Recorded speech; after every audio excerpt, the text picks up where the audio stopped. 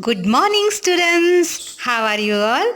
बच्चों, आज हम हिंदी सब्जेक्ट के अंदर essay 1 एग्ज़ाम वर्कशीट रिवीजन करेंगे।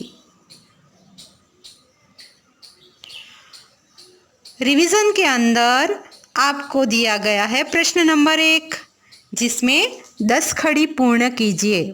बच्चों, आप लोगों ने टेक्स्ट बुक में 10 खड़ी पूर्ण की है ना, वैसे ही यहाँ पे आपको 10 खड़ी पूर्ण करनी है। यानी क के बाद का, की, कु, के, को और कौ। तो यहाँ पे उसके बाद जब मैंने ख दिया है तो वो बीच बीच में मैंने ब्लैंक रखी है। तो आप लिखना ख के बाद क्या आएगा वो लिखना खा। तो इस प्रकार यहाँ पर आपको 10 खड़ी पूर्ण करनी है। जहाँ पे ब्लैंक है तो अच्छे से वो मात्रा याद करके लिखना और 10 खड़ी पूर्ण करना। प्रश्न नंबर 2, रिक्त स्थान की पूर्ति कीजिए। बच्चों, हम लोगों ने छोटी छोटी कहानियाँ, छोटी छोटी पोएम पढ़ी है जो हमारे टेक्स्ट बुक के अंदर, उसी में से आपको मैंने यहाँ पे फिलिंग द ब्लैंक्स दी है, लेकिन उसके उत्तर आपको बाजू के ब्रैकेट में दे दिए हैं। तो पूरी वो कहानी आपको याद करनी पड़ेगी कि उसके अंदर कौन सी मात्रा थी और कौन सी मात्रा में कौन सी कहानी आई थी, वो आप जल्दी से याद कर लेना। और बच्चों, यहाँ पे मैंने ब्रैकेट में आपको जो आंसर दिए हैं, उत्तर दिए हैं, उसको आपको सही उत्तर चुनकर रिक्त स्थान में भरना है। बहुत सिंपल है, याद करोगे कहानी और पोएम को तो एक एक करके सारी उत्तर आपको याद आते जाएंगे। ओके, तो आपको क्या करना है, जैसे यहाँ पे कृषक ब्लैंक दी है और कर रहा था, तो बाजू के ब्रैकेट में आपको दिया गया है शिकार या कृषि। तो कृषक तो हमेशा क्या करता है, कृषि, है ना। तो आप ब्लैंक के अंदर कृषि रखो। इसी प्रकार सही उत्तर चुनते जाओ और फिलिंग द ब्लैंक्स पूर्ण करो। प्रश्न नंबर 3 के ऊपर जाएंगे। प्रश्न नंबर 3 के अंदर क्या है बच्चों, यहाँ पे आपको चित्र दिए गए हैं। जैसे ही मैंने हेडिंग लगाया है कि चित्र देखकर सही उत्तर चुनकर शब्द पूर्ण कीजिए, तो बच्चों मैंने यहाँ पे आपको उसके आंसर दिए हैं चित्र के कि कौन सा चित्र है, लेकिन वो मैंने उलट पुलट रखे हैं।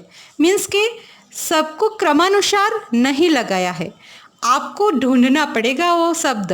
जैसे पहला है आँख, तो मैंने कहाँ पे आँख लिखा है वो ढूंढो और उसको चित्र के नीचे आपको लिखना है। इसी प्रकार सारे चित्र को पहचानो और पहचान कर इन चित्रों के नीचे नाम लिखो।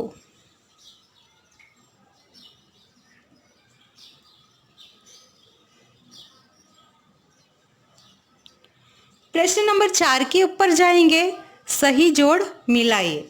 बच्चों, यहाँ पे सही जोड़ मिलाइए में क्या करेंगे कि यहाँ पे मैंने द्वित्व व्यंजन और संयुक्ताक्षर व्यंजनों के शब्द लिए हैं।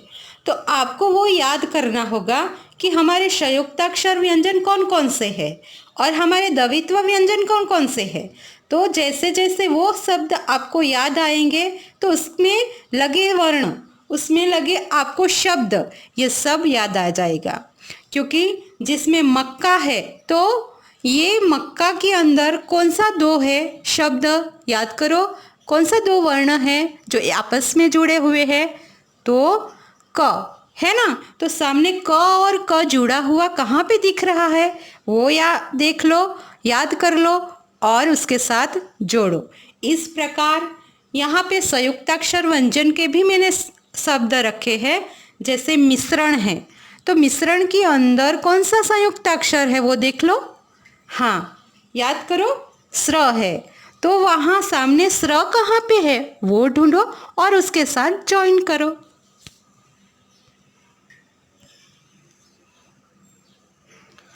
चलो बच्चों, प्रश्न नंबर 5 के ऊपर जाएंगे। संयुक्ताक्षर छांटकर आपको नीचे जो ब्लैंक दी है बॉक्स में, वो आपको एक एक करके रखने हैं। संयुक्ताक्षर वाले शब्द कौन कौन से हैं वो देख लो अंदर। यहाँ पे मैंने दिए हैं ना बहुत सारे शब्द, जैसे मिश्रण, नमः, पंखा, बंदर, पक्षी, यज्ञ, पतंग। तो यहाँ पे सिर्फ और सिर्फ आपको संयुक्ताक्षर वाले शब्द को ही ढूंढना है और वो ही ढूंढ के आपको नीचे बॉक्स में रखना है। आसान है ना ये, लेकिन आपको संयुक्ताक्षर व्यंजनों को याद करना पड़ेगा। ओके, उसी के अंदर हम ब देखेंगे। सुंदर अक्षरों से शब्द लेखन कीजिए।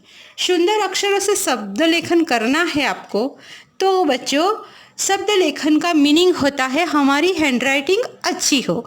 इसीलिए इसी आशय से ये आपको मैंने प्रश्न दिए हैं कि जहाँ पे आपको आपकी हैंडराइटिंग सुधारने का मौका मिलता है। बच्चों आप भी अपने सुंदर अक्षरों से सारे शब्द को लिखना।